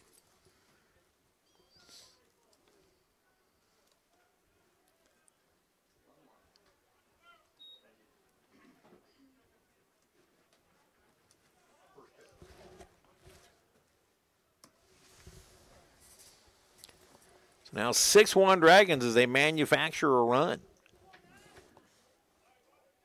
Time called momentarily.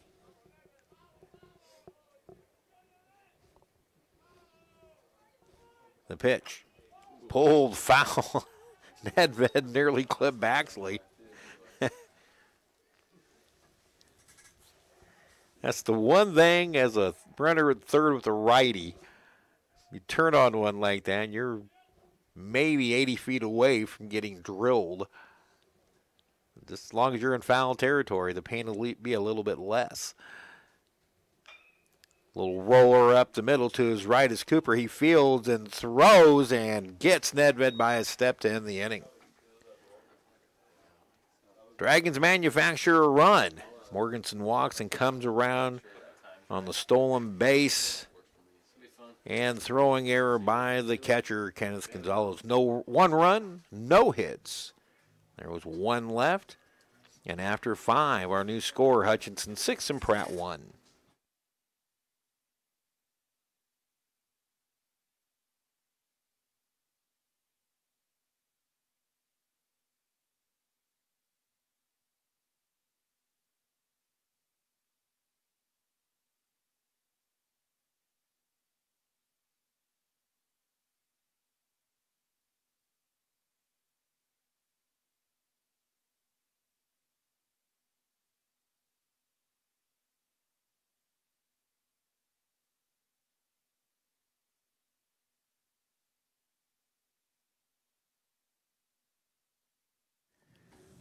Score update from Great Bend. They head to the 7th with Cloud County leading number 17 Barton 2-1.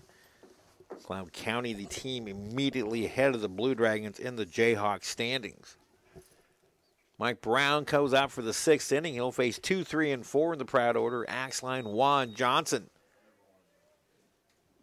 Gage Axline 1 for 2. First inning infield single. Brown fires one in the dirt for ball 1.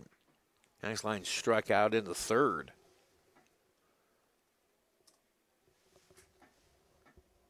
Fastball's lined to left, and it's a 2-hit game for Axline. That is the first hit allowed since Axline's single in the 1st. The second batter of the game.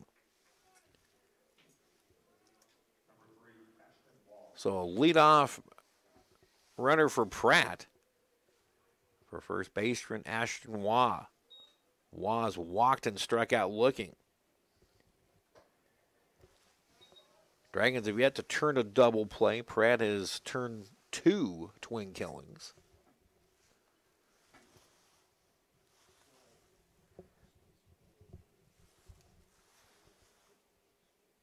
The pitch. Foul off, and it's 1-1. Barton leads the league at 18-6. Butler at 18-10. So a 2-game lead for the Cougars entering play, and this is Butler's off week, so they cannot gain any ground, but they can sure lose some ground. Fouled off the foot of Waugh. I take that back. They could actually, if Pratt would happen, or Bart would happen to be swept, then we would have a flat-out tie. So Butler playing Longview this week. Cloud at third at 14 and 10, and the Dragons and Colby at 13 and 11. So it's bunched up.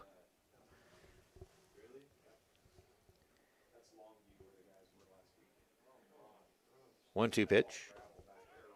Called strike 3. Nice changeup. One away here in the 6th. That is now 8 strikeouts, tying a season high for Brown. He struck out 8, walked 2 through 5 in the 3rd innings, 3 hits and 1 earned run. Now Sean Johnson, RBI fielder's choice in the 1st inning. Fastball from Brown for a strike. Pitch number 75 for Brown. Wind hardly noticeable out there. The flag in center. Pretty quiet today. 3-1 Cloud, top 7. Breaking pitch inside. That's 1-1. Cloud County has scored 1 in the top of the 7th to lead Barton 3-1 now. So if everything stays as is, game number 1 of these series will be a wash with the Dragons and the T-Bird. There's a swing and a high pop, shallow right center field. Out goes Sartori, in comes Rip, and Julian Rip, the right fielder, makes the catch for out number 2. 2 down for third baseman Eric Escamilla. 2 strikeouts.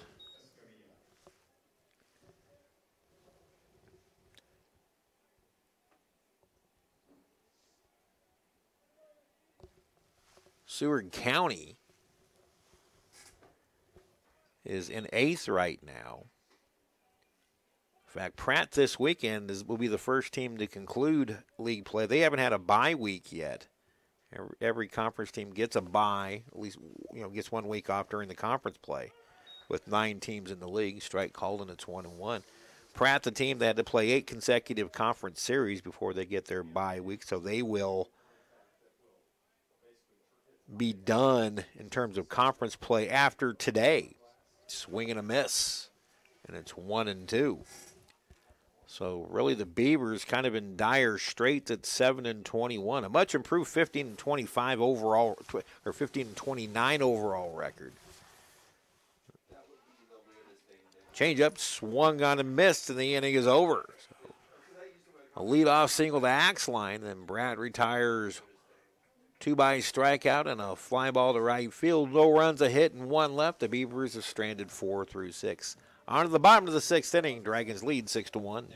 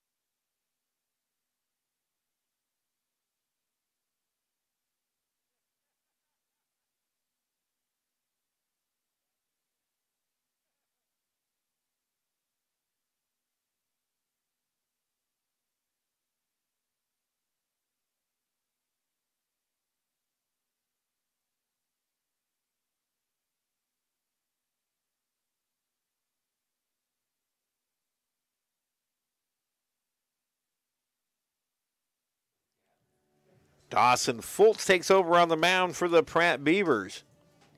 Fultz, a right-hander from Carthage, Missouri.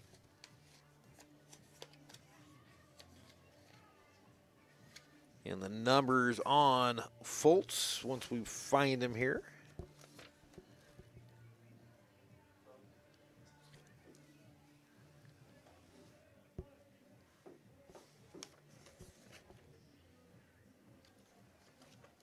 We're having problems finding them. There he is. On for the 12th time, no record. Or excuse me, 0-4 record with a 7.5 ERA. Fultz has worked 20 in the 3rd innings, allowed 24 hits, 24 runs, 17 earned, 9 walks, and 15 strikeouts. He Fultz gets rip. Schaefer and Sartori 9-1-2 here in the Dragons' 6th. Ball 1 to Julian Rip, who's 1 for 2. A bunt single in the 4th loaded the bases. And Hutchinson's decisive 4-run 4th inning. And it's now 2-0 to the Dragon right fielder.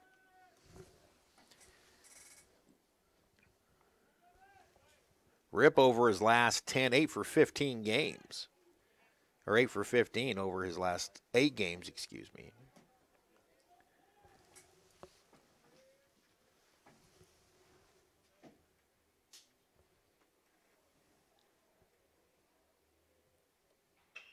Hard hit ball, pull foul past Jamel Cervantes.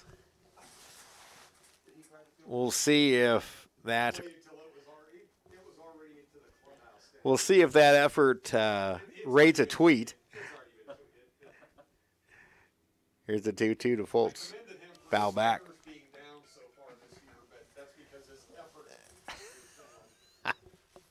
6 runs, 7 hits for the Dragons. 1 run, 3 hits for Pratt. The Dragons have stranded 5. Pratt 4. The Beavers have committed 3 errors to the Dragons 1. 2-2 pitch to Rip. And that hit the umpire. Ball was on a swing and a miss. The throw down, and it's safe. That'll be a pass ball. And now our home plate umpire, Ryan Stork, is down. And I think it got him right in the chest. And unfortunately for Ryan, this is the 3rd straight year that he has been hit and has required medical attention, not to make light of anything. But the pitch hit him square and dropped straight down. And now he's up to his feet. Imagine he may have just lost his breath on this one.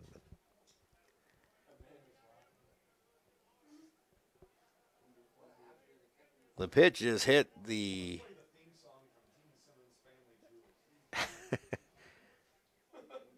the pitch hit our home plate umpire, Ryan Stork, square, and he went immediately straight down.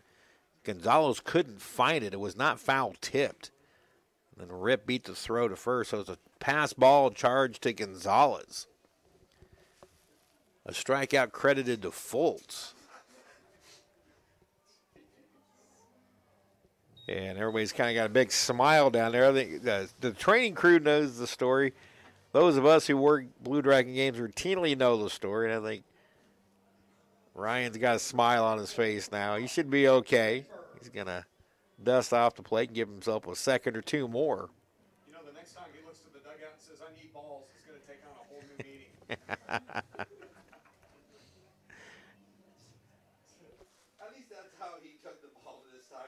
So now Brock Schaefer, 2 for 2 with the walk. He's been on base 3 times, 2 RBIs and 2 runs scored. 7 RBIs now in his last 2 for Schaefer. 12-game hitting streak. He's now 22 for 42 with 15 RBIs over his 12-game hitting streak. Schaefer was 4 for 5 with 5 driven in on Monday against NOC Taqua. Schaefer couldn't hold up on that high fastball, and it's 1-1. Sophomore from Andover, Kansas. His 2-run double in the 4th was an opposite field shot that just kept climbing over the head of left fielder Sean Johnson. Swings and misses, and it's 1-2. Schaefer started the year in the leadoff spot, but got off to a fairly slow start with the bat and was moved down. With his recent hot innings, back up top, pitches high, the snap throw to first. Juan knocks it down. Saying that the pitch caught the umpire in the lower abdomen, so we have a break while he catches his breath.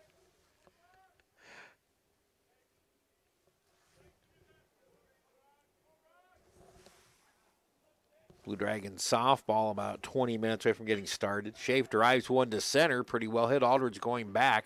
Now has it measured. And he makes the catch for out number 1. Now Logan Sartori. who's walked and been doubled off, hit into a 4-6-3 double play, and then lined one to center field that brought in Julian Ripp on a sac fly, his team-high 6th sac fly of the year.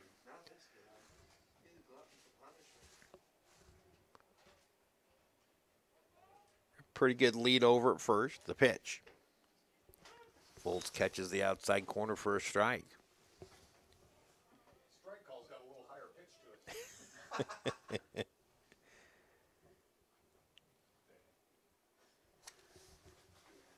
The pitch. That one's hit the center field and down, making the turn and headed for third for Ripp. Here comes the throw.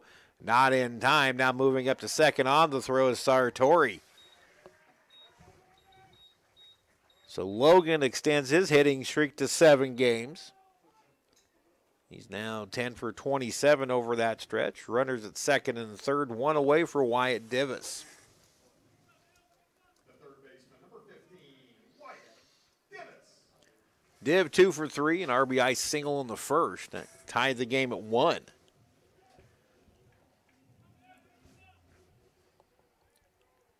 Divis driving in his 38th run of the year. Infield in for the Beavers. Pitch in the dirt, knocked down and kept in front by Gonzalez. Dragons now with 8 hits. They had 16 on Monday. Cloud wins 4-1. Cloud finishes off a Game 1 victory over Barton 4-1. Probable pitcher of the year, Eric Sobrowski, the winning pitcher in that one. Slow roller to the second baseman, Cooper. He comes home. The throw is high, and in safely is Ripp with the Dragons' 7th run. It'll be an RBI fielder's choice. As Ripp scores, Sartori goes to third. Divis now with 2 RBIs on the afternoon. The left fielder, number 11, Bobby Morganson. That run will be unearned, as Ripp was the strikeout victim who reached base on the pass ball by Gonzalez. So it remains first and third, 1 out for Bobby Morganson. Morgan's walked twice and lined into a double play. Late on that fastball from Fulton, it's 0-1. Morganson coming into this one, it hit safely in 5 straight, 9 for 19 over that stretch.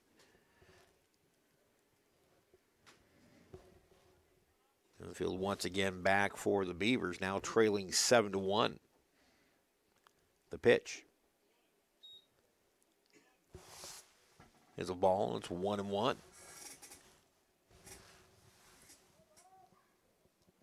So again, if everything stays as is here, the Dragons will still be fine. There's a hot shot snagged by the first baseman. He steps on the bag for 1.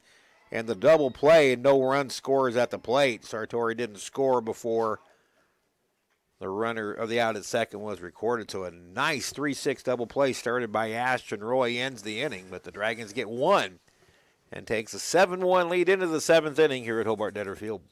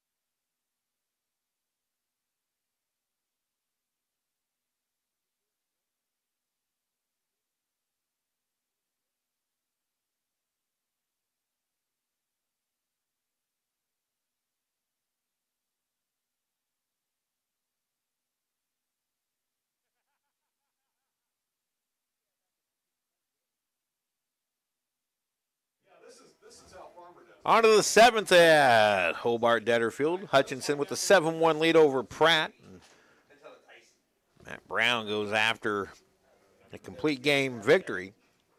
He will face 6, 7, and 8 Gage, Gonzalez, and Cooper here in the 7th. Brown is allowed just three hits and 1 run.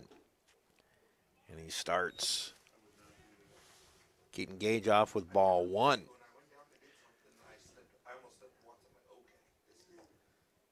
Strike at the knees. Brown has retired 15 of the last 16 Pratt batters he's faced.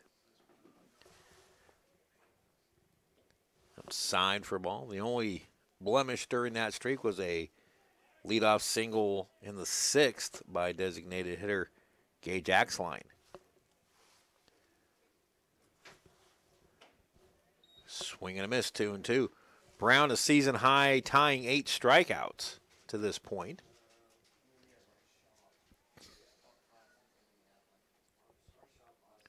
Righty into the line, the 2-2. High chopper left side, charging his Nedved. Fields a short up, pours it across. Baxley hold the bag. Yes, he did. 1 away. Ball took a long time to get down to Nedved, so he had to rush the throw. So a nice play by both Nedved and Baxley to retire Gage. 1 away here in the Pratt 7th. Now Kenneth Gonzalez, the catcher. He takes the pitch for a ball. 0 for 2 is Gonzalez. Fly out to right and a fly out to left. Pitch 80, count 87, now 88. As Gonzalez fights that pitch off. Again, Blue Dragon softball getting ready to start. Sterling JV, that game will not be streamed. You can keep up to date on Twitter. Inning by inning action. Fastball a little bit low, and it's 2-1 to Gonzalez.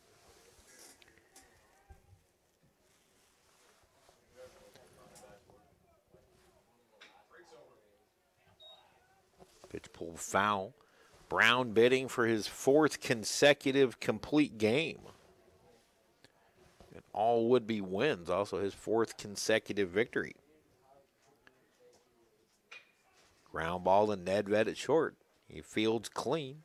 Fires across the throw, pulls Baxley off the bag, but he tags out the runner, and there's 2 away. Now 17 of the last 18 retired by Brown, and second baseman Carl Cooper will be the batter. Cooper has walked and grounded out. Actually, 2 runners have been allowed since the first by Mike Brown. Pulled foul, it's 1-1. Brown has taken on the mentality that Ryan Schmidt wants all of his pitchers to have, and that is just continually pound the strike zone. Swing and a miss on a high fastball, and the Beavers are down to their final strike. Dylan Nedved will start game number 2 for Hutchinson. The pitch. Didn't miss the outside corner by much. And it's 2-2. Dragon dugout reacting. Dragons about hit Pratt 8-3 in this one. 4-run 4th, the decisive inning. 2-2 pitch. Popped up. Will it be playable? Stevens near the fence, and it lands on the roof.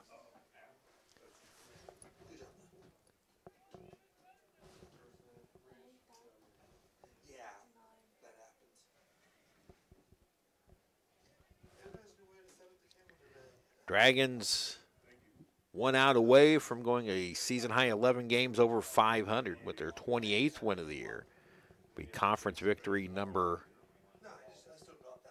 14. They'll still trail Cloud by a game for 3rd place. The pitch. High pop down the left field line. Could be trouble, and it lands foul. Seward County wins game 1, so that's more bad news for Pratt. That would give Seward 9 wins. They'd be 2 games up in the win column. They're already 5 games up in the loss column on the Beavers. And if this score holds, it'd be 6 games. That means Pratt would be down 4 games. 2-2. Swing and a miss, strike 3. That's a career-high 9 strikeouts for Mike Brown. And the Blue Dragons get a 7-1 victory over the Pratt Beavers in game number 1. We'll wrap it up right after this.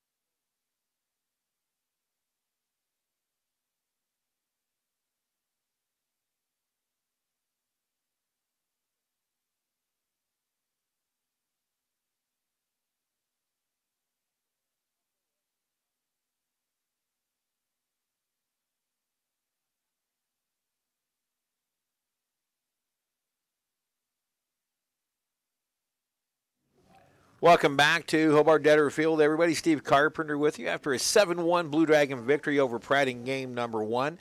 The Dragons have now won 6 in a row and are a season-high 11 games over 500 to 28-17. They remain 1 game out of 3rd place in the Jayhawk West as Cloud County defeated Barton in game number 1 in Great Bend today. The totals for the just completed game for the Blue Dragons: 7 runs, 8 hits, 1 error, 6 left on. For Pratt, 1 run, 3 hits, 3 errors, 4 left on. Mike Brown, his 4th consecutive victory. Now 5-1, his 4th consecutive complete game with a career-high 9 strikeouts. So Brown gets the win and allows just 3. It's now over his last, 20 innings pitched. Mike Brown has allowed just 2 runs on 8 hits. So he is on a tear. Although it didn't start out that way. Brown gave up a single, let me flip pages here, a couple of singles and then the throwing error put runners at 2nd and 3rd, nobody outs. Ashton Wall walked to load the bases with nobody outs in the top of the 1st, and the Dragons were teetering. But Sean Johnson hits into a fielder's choice that drives in a run. Brown comes back to strike out Escamilla and Gage. And then Mike Brown was locked in from there, only allowing 2 base runners over the final 6 2/3 innings. A 5th inning walk to Carl Cooper and a 6th inning leadoff single to Gage Axline. So he retires 20 of his final 22 batters. The pitching line for Brown, again, a career high 9 strikeouts, 7 innings pitched, 3 hits, 1 earned run, and in 98 pitches. The Dragons tied it up in the 1st inning on a Wyatt Divis RBI single, then broke it open in the 4th with the bases loaded and nobody out. Brock Schaefer, who earlier in the game extended his hitting streak to 12, lined an opposite field 2-run double to left field. 1 hop the fence. That scored Metzger and Nedved to make it 3-1. Logan Sartori then hit a sac fly to center field to score up to make it 4-1. Dragons added single runs in the 5th and the 6th for the final 7-1 score. Brock Schaefer 2 hits, Wyatt Divis 2 hits, Dylan Nedved 2 hits. He now has a season high 18 multi-hit games. Only 2 extra base hits in the game. Schaefer's 2-run double and a double by Dylan Nedved. So the Dragons get a 7-1 win. They now, depending on what Colby does with Dodge City in game 1 of that doubleheader, which is currently underway, could remain tied for 4th or have a 1-game lead for 4th. And again, they are 1 game behind Cloud County for 3rd. So that'll wrap up game number 1. The Dragons win at 7-1. Game number 2, we'll have to switch links. And that is on the Blue Dragon Sports Network broadcast and media page at BlueDragonSports.com. That'll do it for game number 1. 7-1 the final. Hutchinson over Pratt. We'll see you in about 20 minutes from Hobart-Detter Field. Until then, Steve Carpenter, so long, everybody.